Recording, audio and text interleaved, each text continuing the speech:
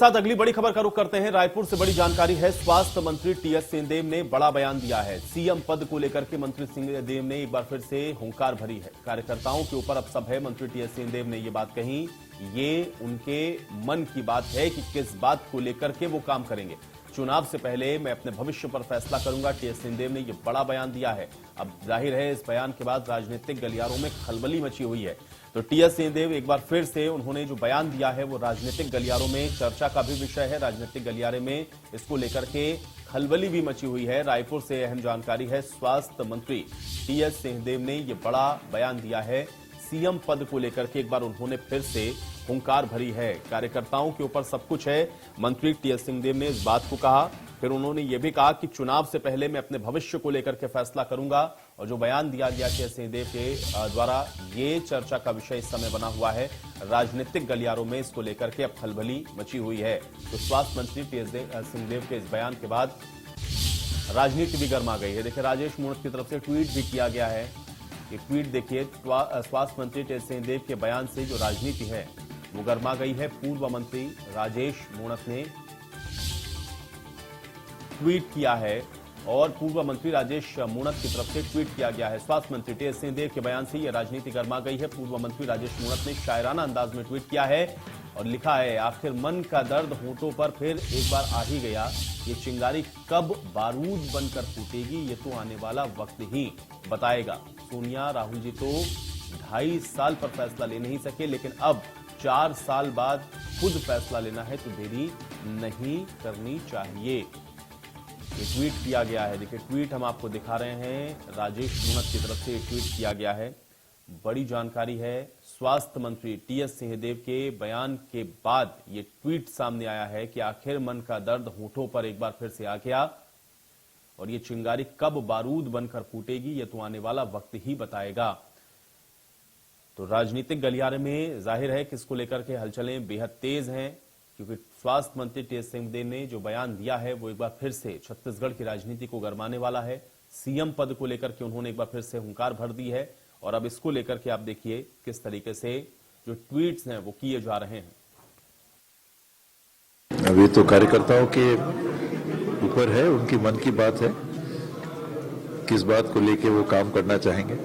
अब चुनाव के पहले आते तक मैं कुछ अपने भविष्य के लिए निर्णय लूंगा।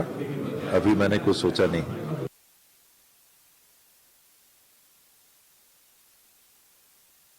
कहा कि ये तो कार्यकर्ताओं के मन की बात है और मैं चुनाव से पहले अपने भविष्य को लेकर के कोई बड़ा फैसला लूंगा। ये बड़ा बयान दिया गया है स्वास्थ्य मंत्री टीएस सिंहदेव के द्वारा। दीपक शर्मा हमारे साथ जुड़ रहे हैं। दीपक विश्वकर्मा हमारे साथ जुड़ रहे हैं, बातचीत करते हैं। दीपक, किस तरीके से देखा जाए, क्योंकि जो बयान दिया गया है अभी सिंहदेव के द्वारा ये चर्चा का तो विषय है ही, साथ ही साथ हम लोग देख रहे हैं कि अब ट्वीट्स भी इसको लेकर के शुरू हो गए। बयान के मायने क्या समझे जाए, किस तरीके से इसको देखा जाए?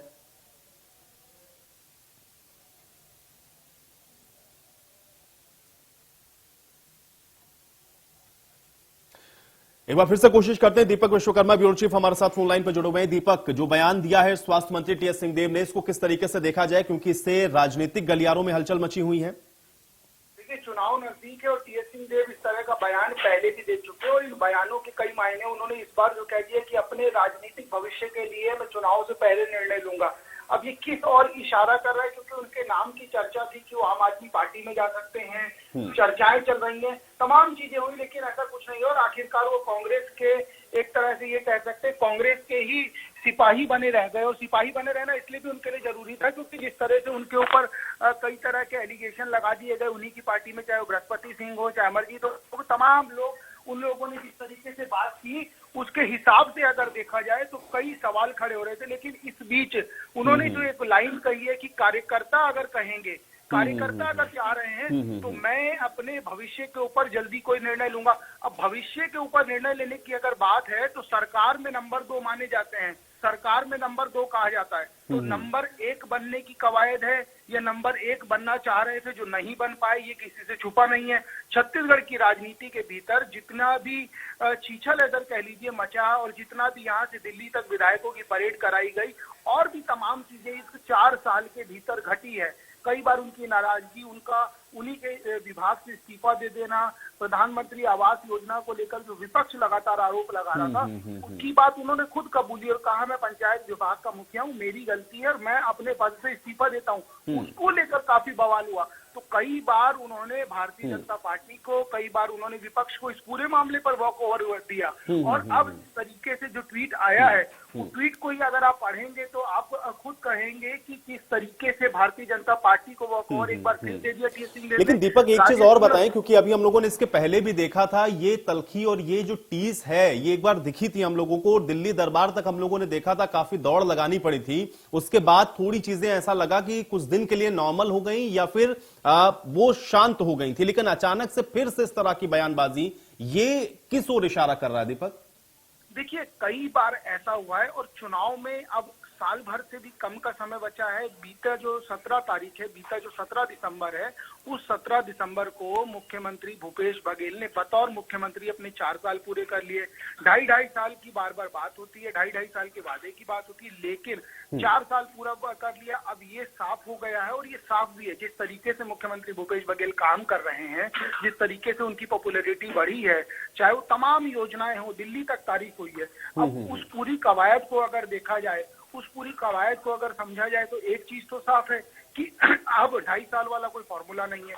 लेकिन अब मरता क्या ना करता, टीएस सिंहदेव की जो स्थिति बनी हुई है, उस स्थिति में यही है कि किस तरीके से अपने आप को रिवाइवल किया जाए। क्योंकि देखिए, जब इस तरह की स्थिति उपजती है, आप कार्यकर्ताओं को बताते हैं कि मैं ही सर्वा हूं, मैं ही सब चीज हूं, और उसके बाद आपका कोई नाम लेवा नहीं होता, आपको कोई पूछने वाला नहीं होता। तो उस बीच आपको अपने कार्यकर्ताओं को भी जिंदा रखना है, क्योंकि आपको दोबारा चुनाव लड़ना है। और आपका जो कद है पार्टी के अंदर और मंत्रिमंडल के अंदर जो आपका कद है, उस बीच अगर आप इस तरह से बयान या इस तरह की बात नहीं रखेंगे तो कहीं ना कहीं ये जरूर होगा कि जो कार्यकर्ता हैं, जो झंडा उठाने वाले कार्यकर्ता हैं, जो नारा लगाने वाले कार्यकर्ता हैं, उनका मोरल डाउन हो जाएगा। वो कहीं ना कहीं समझेंगे हमारे नेता के बस की तो कुछ नहीं है, हमारा नेता हमारे लिए क्या करेगा जो अपने लिए नहीं कर पा रहा। तो इस बयान को इस लिहाज से भी नहीं, लेकिन दीपक, आला कमान ने ही ये 2.5 साल वाला फॉर्मूला, जब सरकार गठन हुआ था तो उस समय ही इस बात की चर्चा थी। आखिर फैसला भी दीपक हम लोगों को पता है कि होना वहीं से है।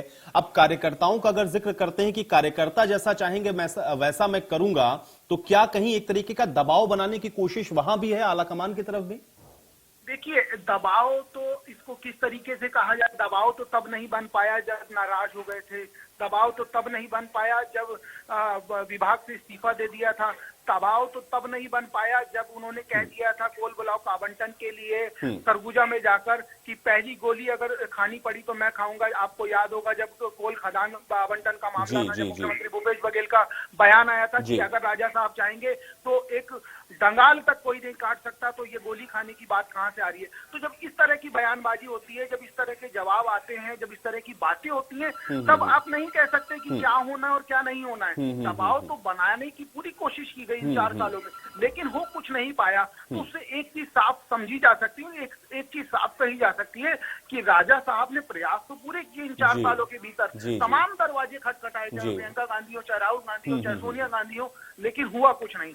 अब क्या है, अपने आप को जिंदा रखना है, अपनी राजनीति को जिंदा रखना है, और आपके लिए जो झंडा उठाते हैं, आपके लिए जो नारेबाजी करते हैं, आपकी जो बात करते हैं, आपको उनके बीच में ये बताना है कि मैं अभी हूं, मैं अभी बहुत कुछ करने वाला हूं। तो जब आपको इस तरह की चीजें आती हैं, जब अपना अस्तित्व भी दिखाई देता है, तो आपको इस तरह बिल्कुल, और शायद इसी कवायद में हमको देख सकते हैं दीपक कि ये इस तरीके के स्टेटमेंट एक बार फिर से दिए जा रहे हैं। शुक्रिया दीपक, हमारे साथ जुड़ने के लिए, बातचीत के लिए।